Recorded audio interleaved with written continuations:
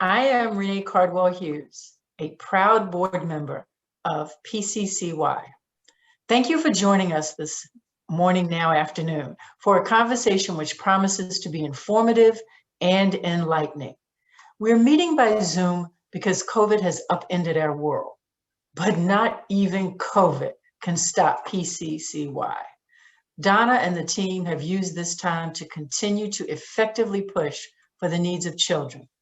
PCCY has been at the forefront of helping our children to have access to quality public education, healthcare, and family stability. PCCY is a high-speed, low-drag force of nature. The American Rescue Act will help our region build back better, but it will be rocket fuel for PCCY. If you thought Donna and her team were effective before, wait until you see what we can do now that we have an administration that shares our values. The power of PCCY comes from its supporters, and I am honored to present to you one of our most ardent supporters, Rhonda Cohen. Now, I've known Rhonda and David Cohen since our boys were playing Little League at Taney Butt Playground. Rhonda and David have been supporting PCCY for decades. We are grateful for their longstanding dedication. It is this type of loyalty that gives PCCY the courage and determination to continue working, collaborating, creating, and advocating for a better life for our children. Please join me in welcoming Rhonda Cohen. Thanks, Renee. It's my honor to be a part of the program today. And we are thrilled to be joined by 5 elected officials who represent Southeastern Pennsylvania, all of whom I consider friends. So during the next hour or so, you will hear from Senator Bob Casey and 4 members of the House of Representatives who will discuss various aspects of the American Rescue Plan and how it could be a game changer for the children in our area. We will hear first from Senator Bob Casey, who will provide an overview of the plan. Senator Casey has worked tirelessly to protect our children and invest in their futures since he was first elected a senator in 2006. He will be followed by Congresswoman Mary Gay Scanlon, who has represented the 5th Congressional District since 2018. Mary Gay and I have been friends for more years than either one of us wants to admit, but I can personally attest to her long history of child advocacy. Next, we will hear from Congressman Dwight Evans, who is also a personal friend and my congressman. He had a long history of service in the state legislature before being elected to the 3rd Congressional District in 2016. Congresswoman Madeleine Dean has represented the 4th Congressional District since 2018. She has a long career in politics and public service, and in her spare time recently co-wrote a book with her son. Finally, we will hear from Congresswoman Chrissy Houlahan. Congresswoman Houlahan is an Air Force veteran, engineer, entrepreneur, and educator, and now represents the 6th Congressional District. All 5 of these legislators are working tirelessly to represent us and the interests of children and youth in Pennsylvania. We thank them for their efforts and for taking the time today to share their insights about the American Rescue Plan. And now I will turn the program over to Senator Bob Casey for his thoughts. Bob? Well, Rhonda, thanks for your introduction and for introducing all the members of the delegation that are on this call. I'm honored to be working with them and all the great work that's done by House members to move legislation expeditiously, often a lot faster than we work in the Senate. So I'm honored to be working with them. Also grateful to have this chance to be with the PCCY family and Donna and Renee and so many others who made this possible. I'll do just a brief overview of some of the provisions that relate to children. And I know my colleagues from the House will be able to add more to that. But I think that this bill provides an opportunity to do something that I'm not sure any of us in elected office have ever had the opportunity to do. And that's to make sure that we're moving the ball forward for children in a way that none of us probably could have imagined even a few months ago.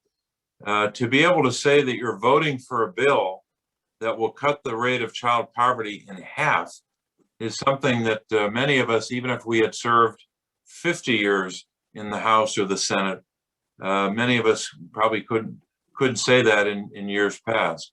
But now we can say that. If anything, I hope that this bill acts as a foundation for further change, because a lot of the changes, for example, with regard to the tax credits, the child tax credit, the earned income tax credit, and the child and dependent care tax credit, they're one-year provisions. So we've got to work to continue those as well as other provisions in the bill, because finally, the United States Congress, working with an administration that cares about the lives of children, has begun to right ongoing wrongs as it relates to the failure to invest in our children. We've had in Washington 40 years of the tax code being rigged for rich people and major corporations to the detriment of children and families. So here's a couple of examples. Just imagine the impact of the child tax credit. 90% of Pennsylvania children will benefit, 90. And if you look at some of the states where not just one, but both senators voted against the bill, sometimes the number of children or the percentage of children who will be benefited by that child tax credit goes above 90. But that's a big number. This bill alone across Pennsylvania will lift more than 311,000 Pennsylvania children above or closer to the poverty line. And that 90% number has never been matched in any policy out of the United States Congress. So you all know the tremendous benefit of the enhanced child tax credit. The other related tax credit, of course, is the child and dependent care tax credit. I introduced a bill in the Senate years ago on this issue, never thinking we would have this chance to take that tax credit along with the child tax credit and really put it on steroids. Here's what it means for Pennsylvania: the 250,000 families in the state who benefit from the tax credit, which is about helping families pay for childcare. Those families will benefit in ways that I don't think any of us could have imagined just on this one tax credit. We know that it will be more generous. We know that more families will benefit, and those who will benefit will be both lower income families, but also families who are definitively in the middle class. Here's just two examples. Think about it this way. A family with one child, or I should say a single mom with one child, making $35,000 a year, she'll get $4,000. And that's about $3,200 more than she was getting under the old version of the child and dependent care tax credit. Here's another example. A family with two children making not 35, but 65. If that family has child care expenses of $10,000, that family can get $5,000. That's an increase for that family of some $3,800. So when we talk about putting dollars into the budgets of so many families, we're talking about the benefit from the child tax credit enhancement, the earned income tax credit, as well as the child and dependent care tax credit. Food assistance, and I'll end with this, is a huge part of this. We've extended the support that we provided in December to the SNAP program, the 15% increase. There are more dollars for the Women, Infants, and Children's program, and several other programs that help on food security. I have to say, the Congress, not without great efforts by the members of Congress on this call and efforts that I and others undertook in the Senate, but we were never able to convince Republican senators to increase dollars for SNAP. We finally got there in December. The rescue plan just continues those supports for food assistance. So whether it's the tax credits or food assistance or so many other programs, finally, families out there that are trying to raise children or trying to make ends meet are getting the help that they have long deserved. And if someone is complaining that rich people and corporations were left out of this bill, I'd say get used to it. We are just getting warmed up, because it's about time that America stood up for families and children, even at the expense of the powerful. Thanks very much for the opportunity.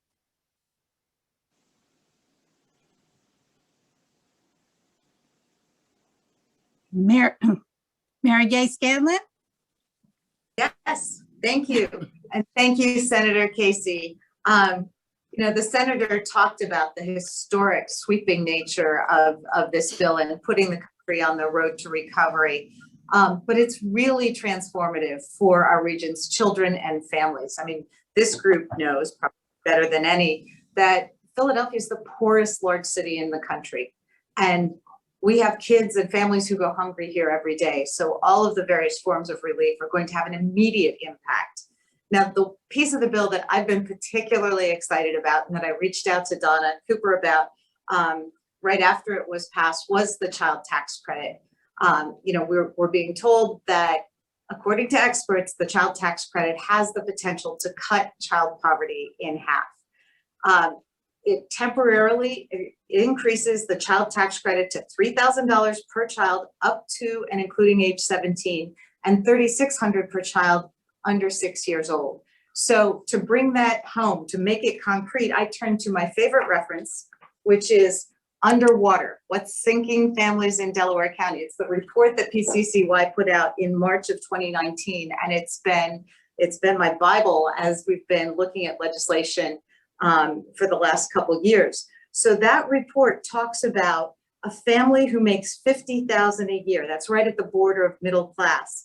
And almost a quarter of the families in Delaware County, which forms the bulk of my district, are at that level. That family every year is going to end up $2,100 in the hole, in the red, after they pay for childcare, housing, healthcare, transportation. There's no money in there for birthday parties and, you know, when the car breaks down. So that's one family. They're $2,100 in the hole. The other family, the median income for a family in Delaware County is $75,000 a year. Now, this is pre-COVID. Things have not gotten better.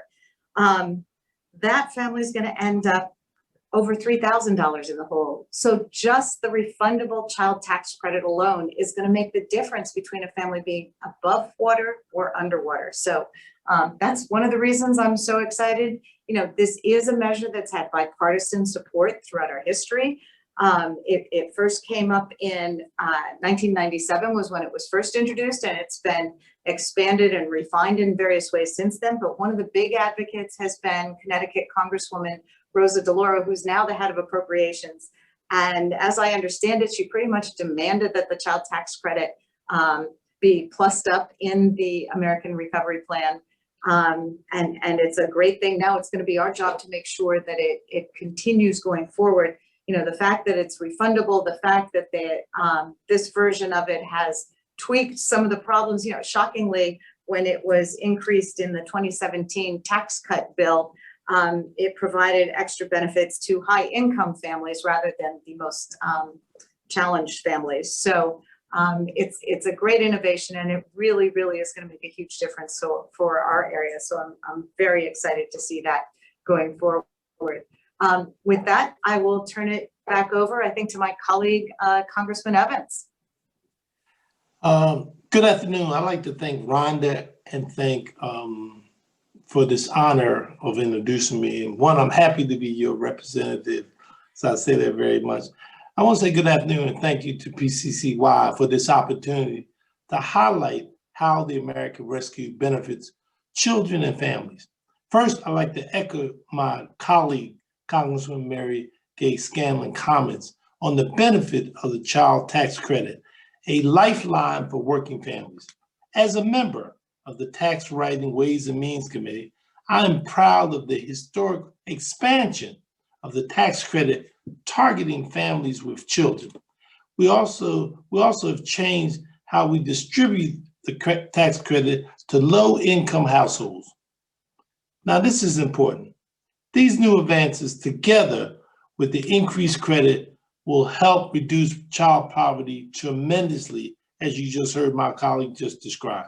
But I want to focus on direct assistance payments to families, the stimulus checks we provided in the American Rescue Plan. The latest economic payments provided up to $1,400 for adults or any dependents, bringing total tax relief of $2,000 per person. The new cash relief benefits to families have been struggling with job loss, healthcare benefits, and rental burden. The IRS is now sending the third round of economic impact statements by the direct deposit or through debit cards. In accordance with the American Rescue Plan, as of Wednesday, April the 7th, the IRS has distributed more than 156 payments worth $372 billion. The American Rescue stimulus checks are now not subject to offsets for past due child support for federal debts. It's important to remember the IRS calculates the latest rounds of stimulus payments based on the 220 tax return.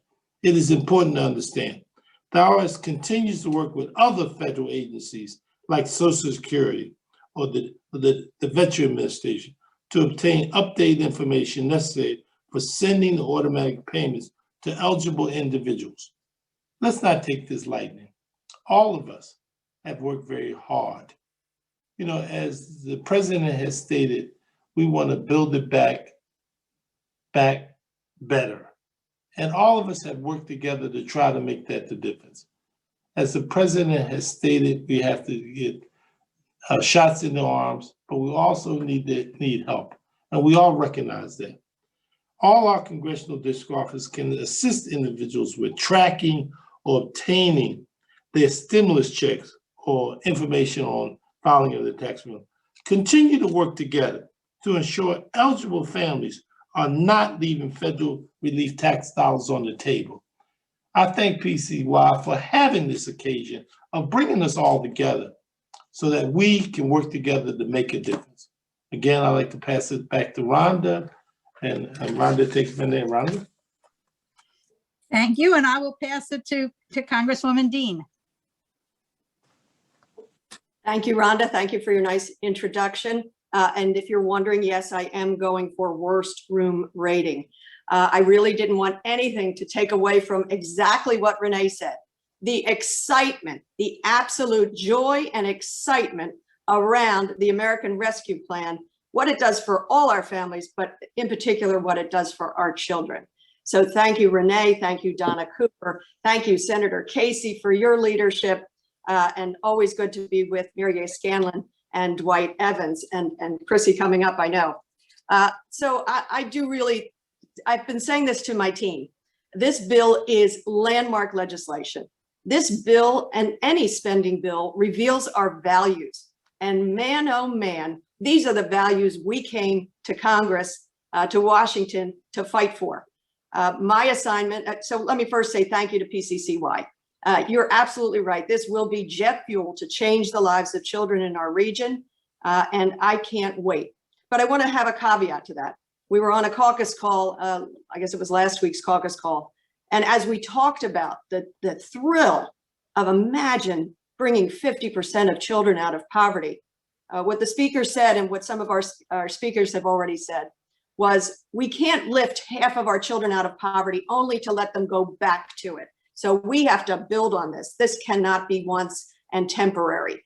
My topic is SNAP and hunger benefits. I'm pleased to talk about those. I remember working with Dwight Evans in the Pennsylvania House, and we would talk about the paradox of an agriculturally rich state like Pennsylvania with 15, 20%, and in some cases, obviously much higher pockets of hunger, of food insecurity.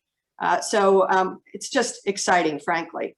Why does it matter? We've all seen it. We've seen the food lines. We've been at our local high schools, mine in Norristown, mine in Pottstown, while parents line up to receive food to sustain their families in a pandemic and an economic collapse.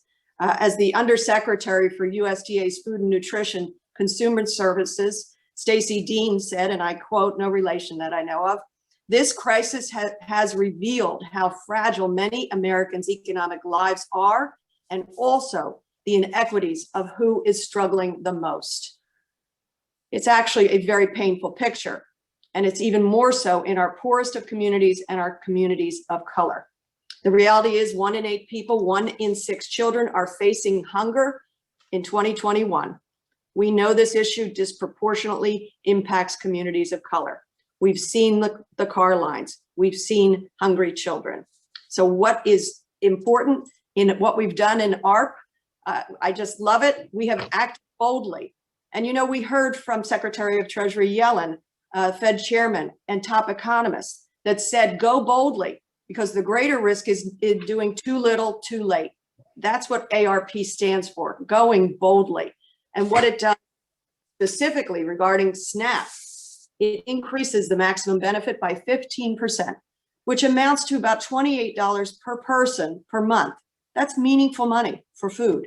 It provides $1.1 billion in additional SNAP funds to states to assist with increased demand for SNAP, and $25 million to improve the state SNAP online pilots. It allocates $880 million for WIC, supporting low-income women and infants, and temporarily boosts the value of WIC cash value vouchers for vulnerable mothers and their children. It maintains and expands the pandemic EBT program, invests more than $5 billion there so that low-income families have access to school meals, food assistance during the school year and during summer months. It expands access to the USDA's Child and Adult Care Food Program to expand the age of eligibility. I'll wrap because I know we've got to get moving on, but I hope you can see the joy in me that we get the chance to be a part of this landmark legislation that will change lives for the better, the lives of the poor, the lives of the vulnerable, the lives of working people, most importantly, the lives of our students. And so with that, I have the real pleasure of tossing it to my colleague, classmate, and friend, Chrissy Houlahan. Thanks, Matt.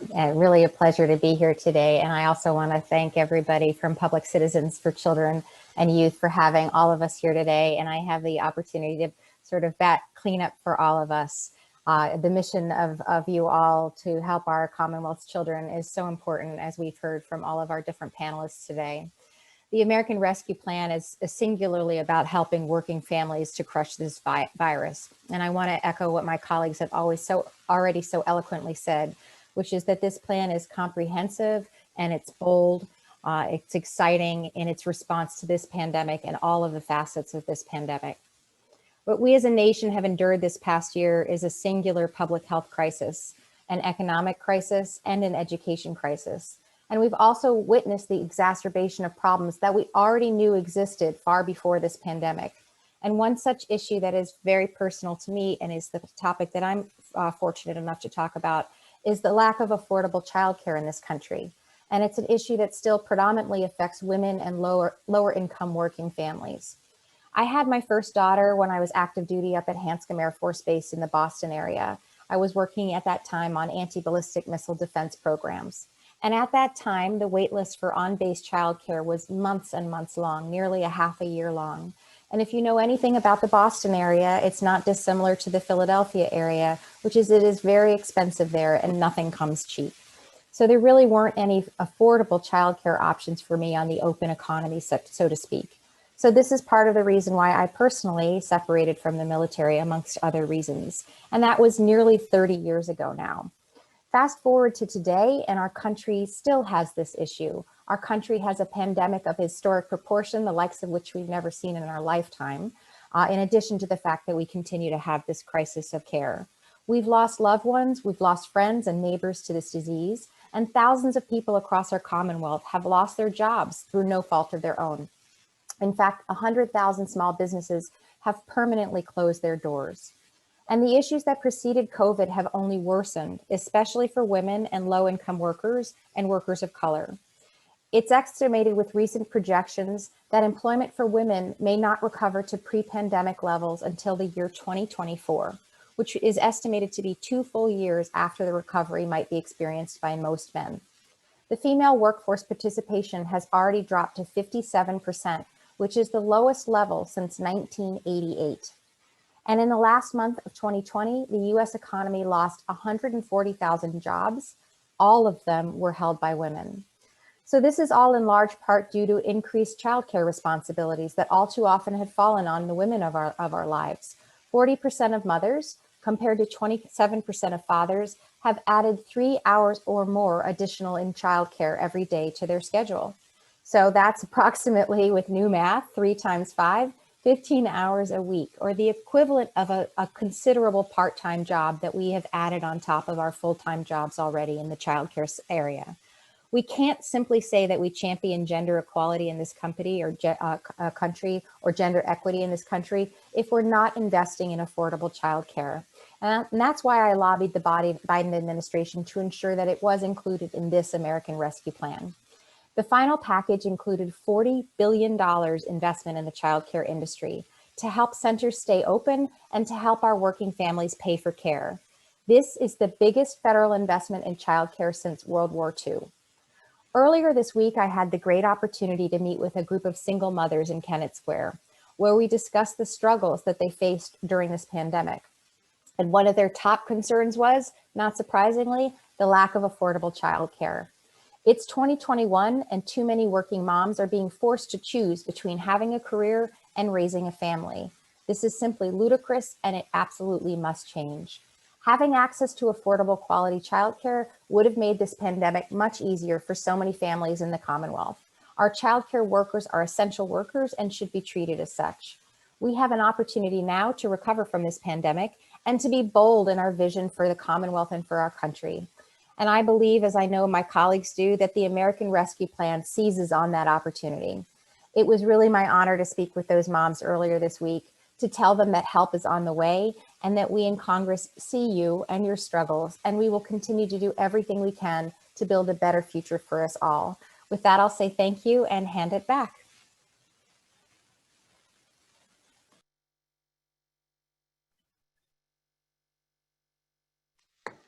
Good afternoon. My name is John Summers. I have the honor of chairing the board of PCCY. Thank you so much, members of the elected delegation, Bob, Mary Gay, Dwight, Madeleine, and Chrissy. This is a moment of optimism. If you just sit back in your chair and you say to yourself, gee, it's nice to enjoy the spring weather. It's nice to see that the pandemic in ways is beginning to wane and access to vaccines is so increasing and enhancing our well-being. But I would say also that the American Rescue Plan is just one piece, one brick in building the kind of optimism that we're seeing in Washington that many of us have not seen for some time. And so I think it's fair to say, to borrow a phrase from a slightly different context, just as a rising tide lifts all boats, and just as I read that the Prime Minister of New Zealand said, well, gee whiz, we need to be careful that we don't just raise the boats of super yachts. So I think it apt to say that the American Rescue Plan is itself a potential tide that can rise many boats. But which ones and how? And that's what you'll hear about in the next portion of this afternoon's presentation. Because there are critical questions as to how this money should be spent, how it's directed, how it's done efficiently, how it's done fairly, and how it's done in a way that creates permanent improved outcomes and opportunities for children. PCCY has played a critical role in several areas: in child health, early learning, education, and a particular focus on vulnerable children. Our leader, Donna Cooper, who I think everyone on this call would agree is equal parts indefatigable and indomitable, will lead a discussion in the next part of this presentation to look at the critical questions of how is the money going to be spent? The state, school districts, counties, municipalities. I encourage elected officials, mayors who are on this call to stay on and listen to what our panel of experts say about how the money can be used in a way that has a long-standing effect, in a way that improves children in this region. So, Donna, please. Thank you. Thank you so much. Thanks to all the members of Congress, John Summers, obviously our amazing board chair, Renee Hughes, and Rhonda Cohen. What a great conversation so far. And you know, what the Congress people highlighted is extraordinary amount of direct benefits to individuals. No decisions need to be made on the child tax credit or the child care tax credit or SNAP. Congress did that for us. But Congress also allocated billions of dollars to school districts, good move, to states, good move, to counties, good move, and to municipalities and cities. And so now there's billions to discuss locally here in Pennsylvania and in each of our municipalities. And so we thought we would focus on the decisions that really need to be made as it affects children. There's money for infrastructure, there's money for healthcare, there's lots of decisions that are going to be made more broadly with these funds, but there's a set of resources that specifically address the needs of children. And so we're going to talk with you today about sort of the decisions before the school districts, the decisions before local government as it relates to healthcare and opportunity, the decisions before the state government on nutrition, and the decisions before the state government and other governments as it relates to childcare, very much building on the comments from the members of Congress. I'm going to kick this off this morning and introduce to you Ian Rosenblum. Ian Rosenblum knows education in Pennsylvania very well. He was the policy director for education for the 8 years of the Rendell administration, having become ultimately at the end of the administration, the Secretary of Policy. He is now the Assistant Deputy Secretary, Acting Assistant Secretary for the Office of Elementary and Secondary Education at the U.S. Department of Education. So this good PA boy makes big, goes to Washington. We're so proud that he's there, and we're going to ask Ian to start us off talking about education. Thank you, Donna. And everything I know about education, I learned from Donna. So I'm especially grateful to be here and be part of this conversation. The American Rescue Plan really represents an unprecedented investment in our education system, and specifically an unprecedented opportunity to build back better. At the heart of the investments in education in the American Rescue Plan is an emphasis on the needs of the students who've been most impacted by the pandemic, and a recognition that in many cases, those are the same groups of students who were underserved by our education system long before the pandemic as well. Overall, the American Rescue Plan includes $130 billion in funding for pre-K to 12 education. The biggest part of that, which I'll talk in a little more detail about, is $122 billion in what's called the Elementary and Secondary School Emergency Relief Fund. And before I do, I just want to mention that there are some other really critical investments in there, thanks to the work of the administration and Congress, including $800 million to support students experiencing homelessness. But focusing for a moment on the $122 billion in the Elementary and Secondary School Emergency Relief Fund, these resources go to every state, including $5 billion for Pennsylvania, of which $3.3 billion has already been made available to the state to start investing. And the purposes are really broad while simultaneously rooted in the realities of the pandemic. And so they include the opportunities to ensure the safe reopening of school buildings, to maintain safe operations of schools, and to meet the academic, social, emotional, and mental health needs of all students. Again, with a very specific equity focus on the needs of the students most impacted by the pandemic. To Donna's earlier point, these resources create critical decision points at both the state and the district levels.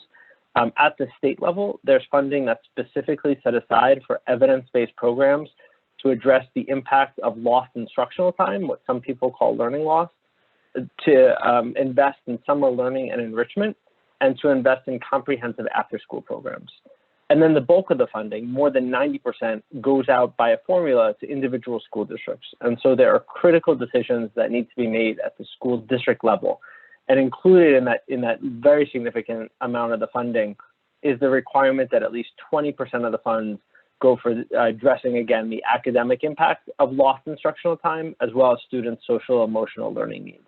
And so this is an incredible responsibility and also a real opportunity at the local level. As Congressmember Dean said, budgets are a reflection of our values, and so is what we do with those resources when they're available to us. And so I would just add really briefly that a few of the critical opportunities in supporting school districts in making great investment decisions include ensuring that the right stakeholders are at the table, that really diverse views of the community are part of the decision-making process, that there's real transparency, that there's a commitment to educational equity in how the resources are actually used, and that there's urgency in getting these funds out there to support the immediate needs of students and educators. Ian, that was perfect. And we might come back to you and talk a little bit about why the Cybers got money. That was one of the questions, or you could type it in the chat. That would be so helpful. I think we've calculated that don't quote me on the number, but about 170 million came in for Cybers. I will say to everybody listening on education that you will be receiving, by virtue of being here today, our guidebook for how parents and taxpayers can engage with school districts on making the critical decisions that Ian just spoke about. And we hope you'll use it as a toolkit to really talk with your school districts about how to deploy these resources in complete alliance with what Ian said, and then in a little bit more detail about what we think should happen with those funds. I'm going to shift to healthcare now and turn this over to Julia Hinkley. Julia is the director of the Mayor's Policy Office in the city of Philadelphia. I'm so proud that Julia is in that position. She has a long history of knowledge in healthcare, homeless services, emergency assistance for the most vulnerable families and adults. And so, Julia, you want to give us an update on what our decisions are locally as it relates to healthcare and what you see as the game changers in this bill on healthcare? Thanks so much. Thanks, Donna. And thanks, PCCY, for bringing us together and for the chance to be here today with this very impressive group to talk about the promise of the ARP. So what are the biggest opportunities in the American Rescue Plan for health and healthcare? Well, of course, first, COVID. The plan makes sure that we have what we need to continue to fight COVID. It invests nationally about $160 billion to provide the supplies and the emergency response and testing and public workforce that we need. So that's funds to set up community vaccination sites nationwide, to continue to scale up testing, contact testing and tracing, to eliminate the supply shortage problems that folks have faced, and as we're all focused on right now, to continue to distribute vaccines as equitably as we can. So for example, in Philly, we're expecting about 60 million more for vaccines and testing in this bill. As we all know, mental health remains a serious concern during the pandemic. We've seen increases in suicide and mental health crises, and opioid overdoses are continuing to surge at rates higher. We didn't think we could go any higher, but at higher than we've ever seen. The law includes $3 billion in block grants to state and local governments to address behavioral health needs. And it makes sure that the COVID care is accessible to the lowest income folks by requiring Medicaid and CHIP programs to provide COVID coverage without cost sharing during the public health emergency, and essentially providing 100% federal funding for vaccines for those who are in Medicaid and CHIP. So for those of us who are in local government, we really so appreciate the continued focus on making sure we have what we need to address the pandemic that is very much still with us. There are, of course, a bunch of exciting coverage provisions in the law, which make coverage more affordable for Americans. So for example, in Medicaid, it gives states the option to extend postpartum coverage for a year instead of for 60 days. So this is most important in states that haven't expanded Medicaid yet, but even in Pennsylvania, where thankfully we have, it means that moms can stay on more affordable Medicaid for longer before switching to ACA coverage. And then it makes that ACA coverage, the Obamacare subsidies, even more affordable than they've been in the past, so that premiums are now zero for people up to 150% of poverty. And for higher income folks, their premiums are capped at 8.5% of their income.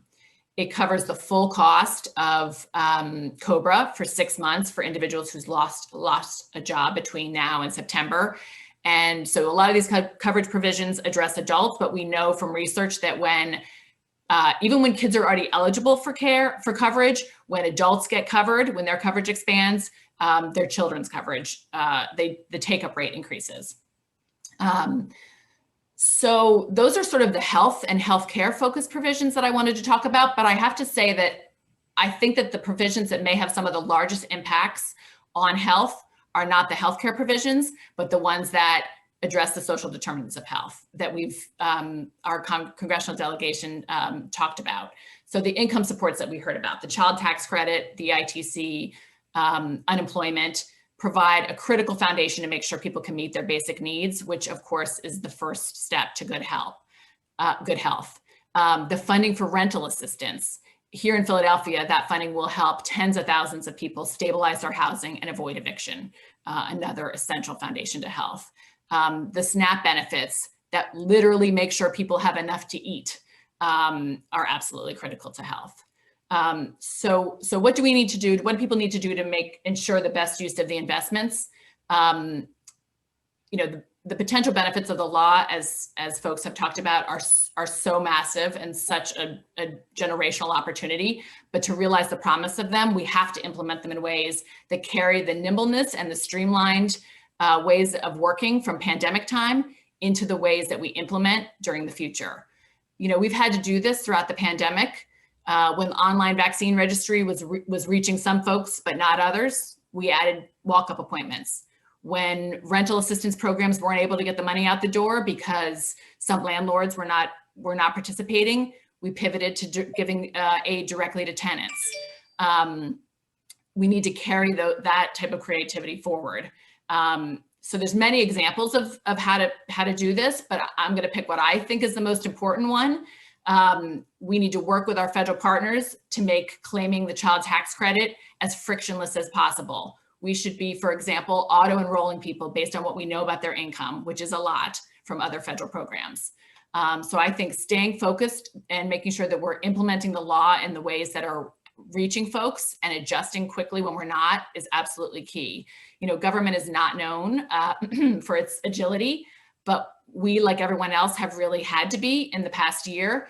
And when the most urgent parts of this crisis pass, we cannot let ourselves settle back into our old ways and into dinosaur mode. The promise, particularly of the child benefit, is just, there's too much at stake. So thank you again so much. Thank you, Julia. And I want to say that what Julia referenced about benefits, and she talked about Philly because she's in Philly, those same benefits are available in every county. So anybody listening anywhere really has a conversation to have with their local government. And just as Julia talked about being state of the art post-pandemic from what we learned and being nimble, those kinds of issues carry over into school districts as well in terms of the continued use of technology for instruction.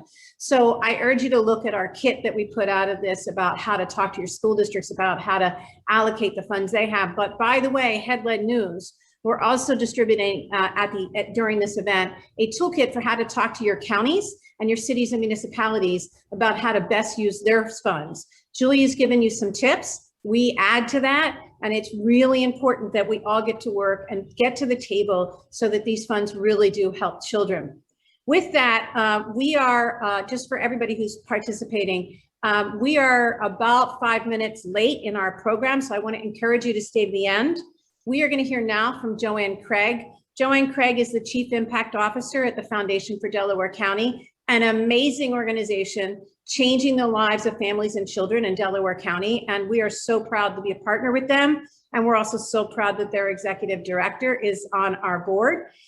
Joanne is also an expert in her real life. It's, not just Chief Impact Officer, but what it takes for families to be able to feed their children from 0 to 18. So Joanne, thank you so much for being here today and talking with us about the nutritional benefits that are available.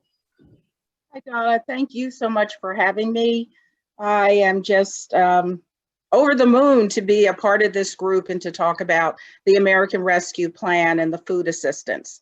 As you've heard from so many today, this is real assistance to families that truly have real needs. So the very first thing that I would say, you've heard about the increases in SNAP benefits. There are increases related to the WIC program, or its formal name, the Special Supplemental Nutrition Program for Women, Infants, and Children.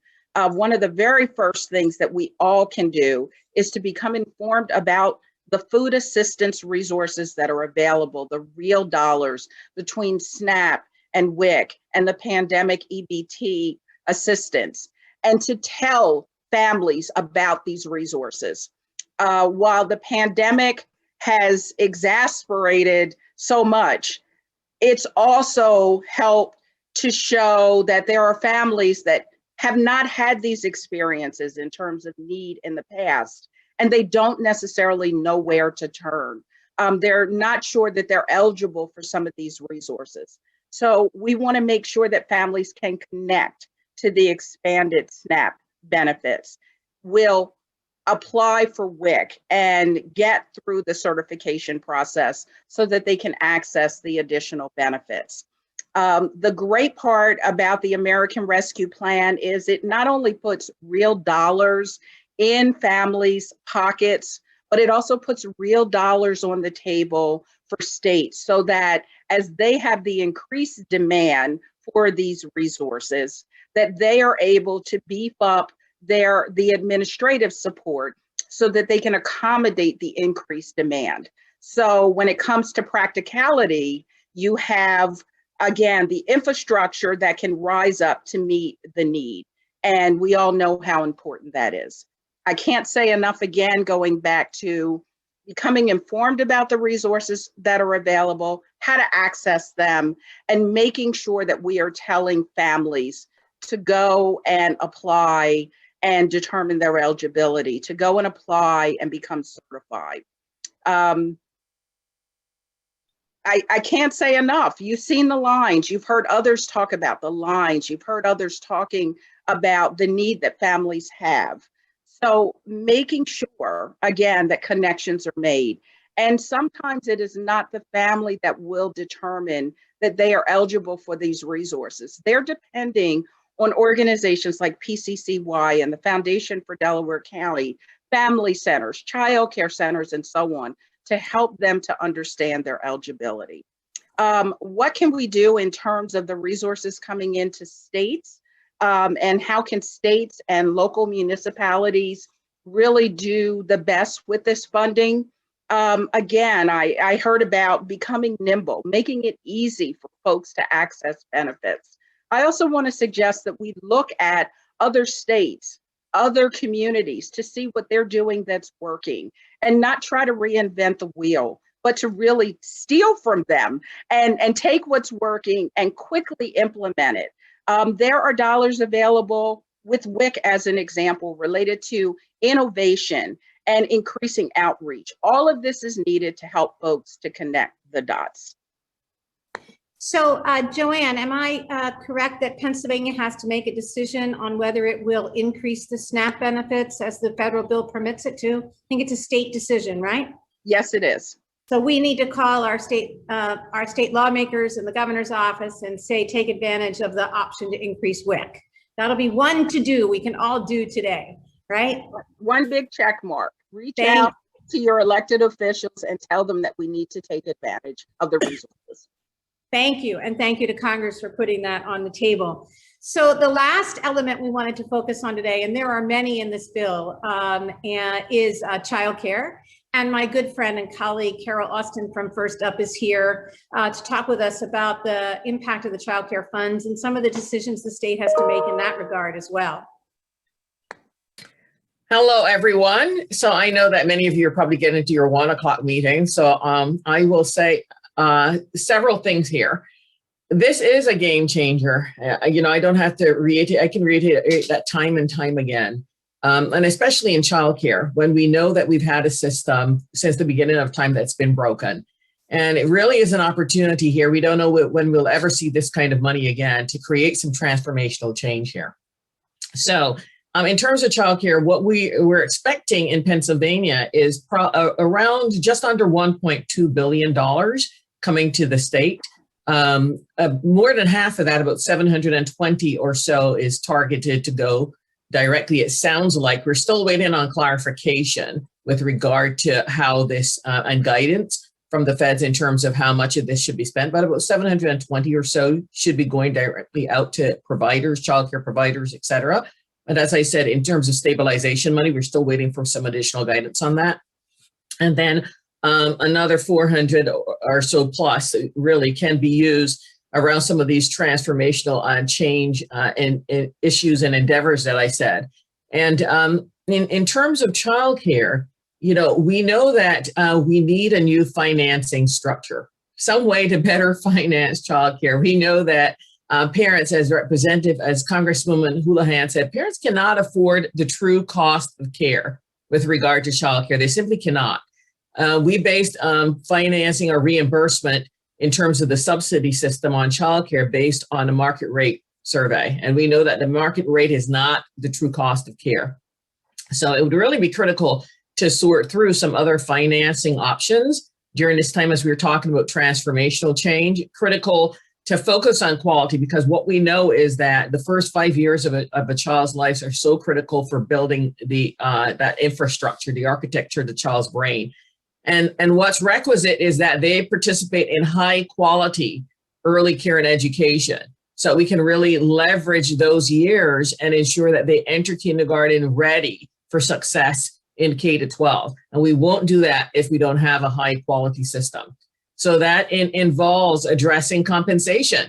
You know, having a workforce where the average rate is $9.71 an hour for childcare workers in Pennsylvania is insufficient to reach quality and to provide what is wanted and needed for the children in the Commonwealth. So this is a real opportunity here to address access, affordability, workforce, the whole gamut of it. And it matters that we leverage these funds to really enact change here and to really bring about a transformation. So one of the things that we want to do and we want you to know about is that we're going to be having these forums coming up, 4 forums in the Southeast, but we'll have forums throughout the state.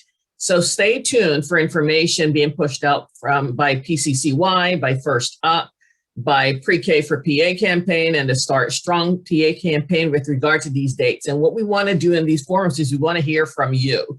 We want to hear from families. We want to hear from childcare providers so that we can advocate to the primary advocacy really is going to be to the governor's office. We don't necessarily anticipate the state legislature will weigh in too heavily on a lot of this, but really the governor's office on how we need to use these funds.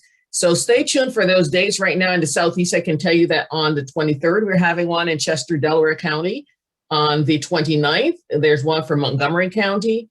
On the 30th, Philadelphia County, and then Bucks County on May 7th. Okay, so that'll be an opportunity. Please help us get the word out so that we can have engagement and involvement in those forums so we can hear from all of you and make sure that all of that is included in our proposals as well.